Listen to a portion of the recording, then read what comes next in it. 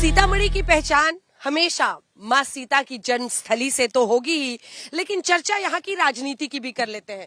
रिमझिम बारिश हल्की हल्की हो रही है, लेकिन यहीं की खेतों पर आपको दिखाते हैं सबसे पहले आंकड़े। 1972 वो साल है जब पहली बार मुजफ्फरपुर से अलग होकर सीतामढ़ी का एक जिला बना था।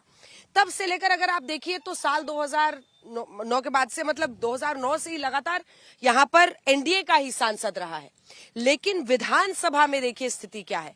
मिथिलांचल का पूरा इलाका है जिसमें हम सीतामढ़ी में इस वक्त मौजूद हैं, और अगर लोगों के बीच में जाइएगा तो ज्यादातर सीटें, क्योंकि एनडीए में अगर बीजेपी भी है जेडीयू भी है, हालांकि पिछले 2-3 चुनाव से देखें तो जेडीयू की सीटें तो घटी है, लेकिन 4 विधानसभा 8 में से 4 विधानसभा सीट लगातार बीजेपी यहां पर जीत रही है।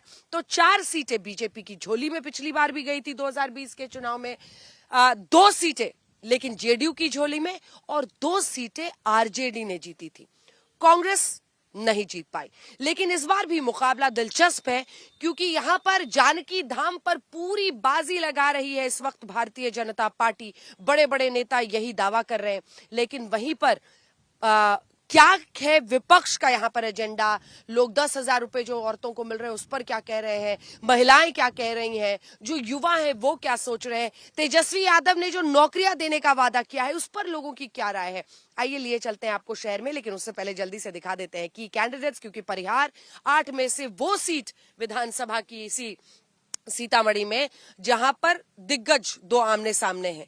क्योंकि एक तो आरजेडी ने अपने पूर्व प्रदेश अध्यक्ष की बेटी स्मिता गुप्ता को चुनावी मैदान में अपने टिकट पर उतारा है, तो वहीं दूसरी तरफ अगर आप देखिए तो बीजेपी की तरफ से यहां पर अपने उम्मीदवार उन्होंने खड़ा किए हैं। लेकिन जो पिछली बार आरजेडी की उम्मीदवार थी ऋतु जायसवाल, उनको लेकर खूब चर्चा है, क्योंकि वो पंचायत में जब सरपंच के रूप में, उनकी मुखिया के रूप में एक अलग पहचान थी, वो आरजेडी के टिकट पर जीती थी पिछली बार। लेकिन जब इस बार टिकट नहीं मिला तो वो बागी होकर निर्दलीय उम्मीदवार बन गई।